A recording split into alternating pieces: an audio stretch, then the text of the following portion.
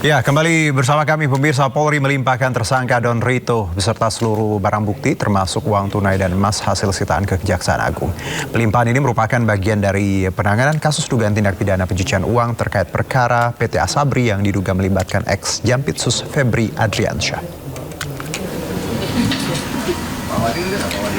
Ya, Jumat 17 Juli 2026, Polri melimpahkan Don Rito tersangka kasus tindak pidana pencucian uang atau TPPU dan PT Asabri, termasuk barang bukti ke Kejaksaan Agung. Diketahui 3 kasus dugaan korupsi tersebut terkait batubara, Asabri, dan Krakatau Steel. 3 kasus itu sebelumnya ditangani di Kortas Tipikor Polri dan di Treskrimsus Polda Metro Jaya, kemudian dilimpahkan ke Kejagung.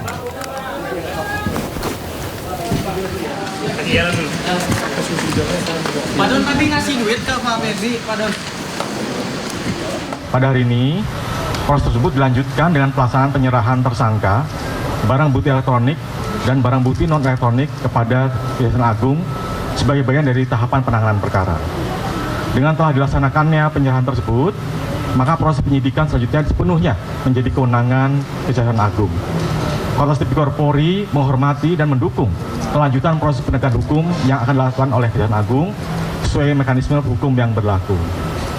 Kami juga mengucapkan terima kasih atas sinergi dan koordinasi yang telah terjalin dengan seluruh pihak dalam rangka memastikan proses penegakan hukum berjalan secara profesional, transparan, dan akuntabel. Barang bukti berupa 74 batang emas lantakan dengan total berat 74 kilo 01414,59 gram atau sekitar 74,01 kilogram dinyatakan memiliki kadar 23 karat berdasarkan hasil pemeriksaan PT Pegadaian melalui surat nomor 271-00-00016.00/2026 tanggal 14 Juli 2026. Selanjutnya terkait tentang barang bukti uang dolar Amerika Serikat dengan nilai nominal 6.370.921 dinyatakan sebagai mata uang asli berdasarkan hasil pemeriksaan United States Secret Service melalui surat tanggal 16 Juli 2026. Pemeriksaan ini dilakukan melalui proses-proses yang sudah ditindaklanjuti baik fisik maupun laboratorium, serta barang bukti uang dolar Singapura dengan nilai nominal 16.068.804 dinyatakan sebagai mata uang asli berdasarkan berita acara pemeriksaan laboratoris kriminalistik Pusat Laboratorium Forensik Barreskrim Polri nomor lab 4675/DUF 2026 tanggal 17 Juli 2026, termasuk terkait tentang beberapa mata uang valuta asing lainnya. Ini juga dilakukan uji laboratorium forensik Barreskrim Polri nomor lab 4627/DUF 2026 tanggal 17 Juli 2026. Ya, pemirsa, di waktu yang sama, Kapus Penkum Kejaksaan Agung Anang Supriyatna mengkonfirmasi pertanyaan wartawan terkait pemeriksaan terhadap tersangka Febri Adriansyah yang ternyata baru dipanggil hari ini untuk diperiksa. Prinsipnya kan kita percayakan kepada kami, makanya kami transparan. Kami laksanakan begini kan kepercayaan sinergi antara Polri dengan Kejaksaan. Diserahkan dulu ke kami, masyarakat bisa melihat perkembangan berikutnya. Sudah cukup ya, baik ya, udah, baik kami batasi.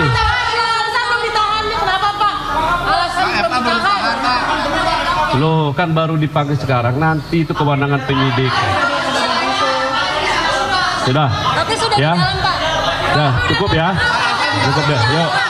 Makasih rekan-rekan semua atas hingga. Udah cukup, makasih. Wabillahi taufiq, wassalamualaikum warahmatullahi wabarakatuh.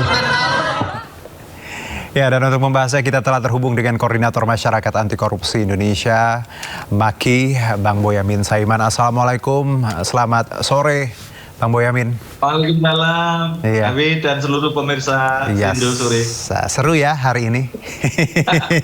Itu kasihan teman-teman media tanya banyak tapi cuma dijawab begitu gitu. Iya, tapi Tolonglah mungkin umatnya kejagung atau Iya. pemerintahan itu kalau menghadapi teman-teman media yang humanis dan diberi kesempatan tanya banyak karena memang ya harus ada yang dipublikasikan, disampaikan pada masyarakat. Saya Oke. memohon lah kalau boleh saya tuntut itu kalau model.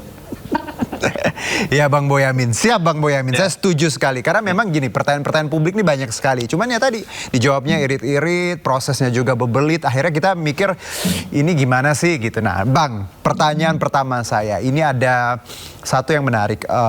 Tadi Idon ya, Don itu tadi ditahan, tapi Febri belum ditahan. Don sudah tersangka, Febri sudah tersangka. Anda melihat apa ini yang terjadi? Kok beda perlakuan ya?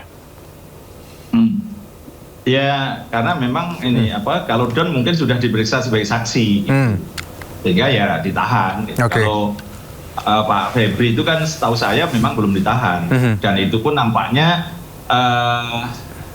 psikologisnya kejengkelan teman-teman polisi karena harus dipindahkan ke Kejaksaan Agung, maka ya diumumkan tersangka meskipun sebenarnya agak menyalahi KUHAP begitu. Oke, agak menyalahi KUHAP dalam artian? Ya belum diperiksa sebagai saksi kan? Kan toh nanti polisi bisa aja ngomong, loh saya kalau digugat pun tidak sahnya penetapan tersangka, tapi nyatanya yo sudah dipindahkan juga nggak apa-apa, nggak ada ruginya juga mengumumkan penetapan tersangka karena dari konstruksinya sudah masuk lah, sudah duduk istilahnya penyidik itu begitu. Karena Don Rito sudah tersangka juga gitu, dan dianggap Don Rito kaki tangannya, Pak Febri bosnya, maka kemudian ya ditetapkan tersangka kedua-duanya gitu. Nah, Oke. itu yang kira-kira gambarannya itu, David. Baik, Bang Boyamin, ini juga jadi sorotan ketika kasus ini ditangani Kejagung ya. Sementara kita tahu Febri ini kan orang nomor 2 lah, let's say di Kejagung. Banyak orang menyarankan harusnya ini ditangani KPK, lebih independen. Anda melihat bahwa ketika kasus ini ditangani oleh rumahnya Febri gitu?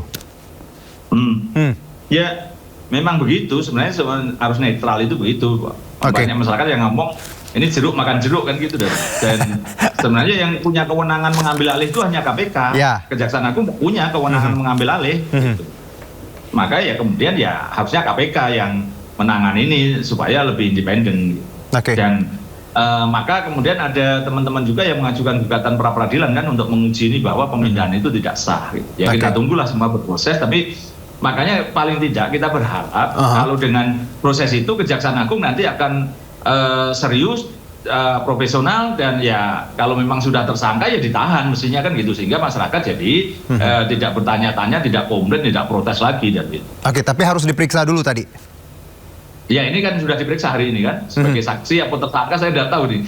Tapi gini, bahwa pemeriksaan istilahnya penetapan tersangka memang itu berdasarkan putusan Mahkamah Konstitusi pun mengatakan harus diperiksa sebagai saksi. Ya. Tapi kita balik, apakah kalau kemudian sudah diperiksa sebagai saksi penetapan tersangka tidak bisa diuji? Nyatanya masih bisa diuji. Oke. Nah, kembali pada substansinya, alat buktinya ada, unsurnya ada, ya sudah, tidak masalah. Nanti toh kalau mengajukan gugatan tidak hanya penetapan tersangka karena belum diperiksa sebagai saksi, tapi kalau substansinya masuk, alat buktinya cukup, ya mestinya hakim juga menolak juga gitu. Jadi sudahlah, kalau ini perdebatan nanti nyatanya KPK juga pengecut kok, David. Kemarin diajak jumpa pers saja malah kabur gitu kan. Apa celaka itu. Dan kalau boleh saya flashback, kita laporkan akhir 2024 perkara ini sebagiannya, tapi KPK tidak ada respon. Dan kemarin ketua KPK-nya ngomong juga belum ada urgensinya untuk supervisi. Padahal ini sangat perlu supervisi, karena apa? Tingkat perkaranya kan demikian besarnya. Kemudian melibatkan penegak hukum. Kemudian juga ada dugaan pengalian itu, ada dugaan intervensi dari kekuasaan. Itu kan sudah memenuhi syarat untuk diambil alih oleh KPK. Tapi KPK-nya kayak malah menutup mata, malah seakan-akan tidak ada perkara ini gitu, malahan gitu kan. Ya sudahlah, kita percayakan di Kejaksaan Agung, nanti kalau tidak ditahan ya kita gugat pra peradilan aja gitu. Jadi polisi kita gugat pra peradilan, Kejaksaan Agung juga kita gugat pra peradilan karena molor atau melempem gitu, supaya nanti cepat gitu, David. Oke, tapi Bang, menarik tadi Bang Boyamin, sebenarnya ini sudah dilaporkan oleh pengaduan sipil ya ke KPK, tapi tidak digubris ya, tahun 2023 ya, 24 ya? Ya, akhir 2024. Bang Boyamin. Dan baru sekarang sebenarnya nama Don ini juga sudah dilaporkan. Anda melihat ketika ini memang tadi Anda bilang KPK pengecut, lalu Kejagung juga akan menangani ini. Tapi tadi kayak aromanya jeruk makan jeruk. Seberapa optimis Anda melihat bahwa kasus ini akan berjalan semestinya tanpa intervensi? Ya, masih ada optimis lah karena DPR akan membentuk panja dan nampaknya juga ini diatensi presiden kan gitu. Jadi ya masih lah, ini berjalan lah. Ini karena beda dengan cicak buaya dulu. Karena apa? Cicak buaya dulu kan alatnya nggak ada, alat buktinya nggak ada, duit nggak ada. Terus zaman Abraham Samad malah urusan kependudukan, kartu keluarga kan gitu kan, sehingga ditutup. Kalau ini kan barang buktinya ada, uang ratusan miliar, 400 miliar lebih dan emas 74 kilogram. Itu kan mau dengan cara apa untuk menutupinya gitu. Maka ya saya yakin sih ini susah ini. Kalau toh nanti Kejaksaan Agung mendeponoring itu mungkin ya nggak, malah jelek lagi karena ini. Jadi kalau kemarin tetap polisi terus dilimpahkan Kejaksaan Agung, potensi ditutup itu ada. Tapi kalau sekarang ditimpakan gitu kepada Kejaksaan Agung, nanti mestinya tidak akan ditutup gitu. Kira-kira gitu. Bang Boyamin, saya mau ngajak Bang Boyamin dan juga pemirsa memahami satu pernyataan ini. Ini kuasa hukum Don Rito ya, Bang Boyamin dan juga pemirsa. Handika Honggo Wongso mengaku kasus yang menjerat klien ini sebagai gajah melawan gajah. Kira-kira kita dengarkan dulu lalu kita tafsir bersama. Silakan. Posisi Pak Idon itu ibaratnya gini, ini gajah sama gajah berkelahi nih, ya. Pak Idon itu sebagai pihak pelandu yang digencet habis ketika terjadi perkelahian. Gambarannya begitu. Jadi posisi Pak Idon sebagai pihak yang diinjek karena terjadi perkelahian antar dua lembaga negara yang punya power dan punya kemampuan di dalam memproses semua persoalan hukum di Republik ini. Lalu aset yang disita Pak, yang di decline dan di coin money, terus di rumahnya Pak Don itu uang siapa Pak? Begini, kami coba konstruksikan apakah uang yang ditemukan di cafe decline, kemudian di rumah dan di tempat money changer itu apakah ada relevansi dengan perkara yang disangkakan. Pertama terkait dengan penanganan perkara Asabri, klaster Pak Tangiang. Terkait perkara itu Pak Idon pasif, dia tidak kenal Pak Tangiang dan tidak ada interaksi baik secara personal, di mana uang ditaruh itu adalah koper presiden. Cukup ya. Pak, uang itu berarti uang kerjasama antara Pak Don sama pengusaha itu Pak? Iya. Pak, itu uang. Kalau terkait Pak Don ini kenal nggak sih dengan Pak Febri Pak, dan apa hubungannya Pak? Kalau ditanya kenal. Kalau ditanya hubungan bagaimana, itu bagian yang sedang didalami, kami belum bisa memberikan penjelasan lebih detail. Itu poinnya di situ. Pak, pada pemeriksaan hari Sabtu itu polisi menyebutkan nggak Pak apa alat bukti yang kemudian menetapkan Pak Idon sebagai tersangka? Secara normatif pihak penyidik hanya menjelaskan ini perkaranya apa. Tapi hubungan dengan alat bukti atau barang bukti yang disita, pihak penyidik itu menanya dalam konteks BAP, pertanyaan BAP. Dan Pak Idon sudah menjelaskan secara gamblang apa yang dia ketahui. Bang Boyamin, gajah versus gajah, dan Idon ini tadi ya, Don Rito ini pihak yang diinjak, tumbal. Gimana ini Bang Boyamin menafsirkan pernyataan ini dulu Bang? Ada beberapa pernyataan sebenarnya tadi. Ya maksudnya polisi sama jaksa berkelahi, maka dia yang jadi tumbal gitu. Tapi kan perkaranya dia sendiri dalam melakukan aktivitasnya ada nggak yang terangkai dengan sebuah tindak pidana? Kalau ada ya sudah. Kalau kedua ya kalau memang dia tahu gajah dan gajah itu berarti tahu data, ya bongkar-bongkaran aja, buka aja kan gitu, malah lebih enak begitu. Terus kemudian ngomong bahwa itu uang pelabuhan segala macam, ya mana ada pelabuhan dibangun dengan dolar, itu kan juga nggak ada lah. Jadi ya, menurut saya banyak hal yang perlu dicermati lah. Jadi saya kira itu sesuatu yang terserah lah, kalau lawyer kan boleh ngomong apa aja gitu kan, membela kliennya gitu. Tapi bahwa perbuatannya ada enggak. Misalnya seseorang mencuri di Istana Presiden gitu kan.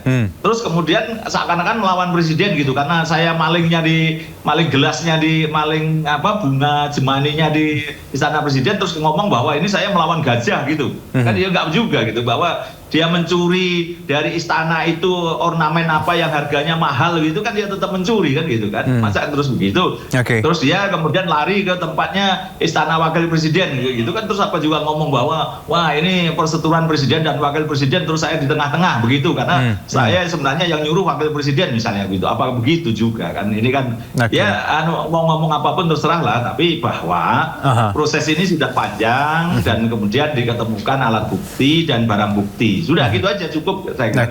Tapi nanti ya saya harus ke sebelah dulu ya, David ya, sudah ditunggu. Ya. Bang Boyamin. Ya, tadi masalahnya ini tertunda, jadi saya harus membagi dua-duanya. Ini Kak Ainus dulu, baik. Oke, Bang Boyamin, terima kasih. Sehat-sehat. Ya, tadi kita sudah bersama Bang Boyamin, tapi ya terpotong, tapi sudah dapatlah beberapa poin bahwa kasus ini akan terus diawasi dan bergulir, dan benang merahnya tadi kita sudah bisa rangkai satu persatu. Kita jeda dulu pemirsa, tetap bersama kami di Studio Sore.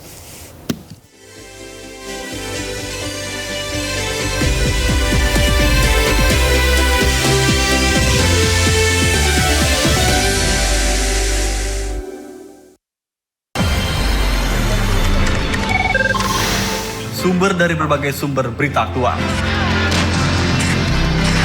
Sumber informasi, sumber inspirasi. Dari acara deklarasi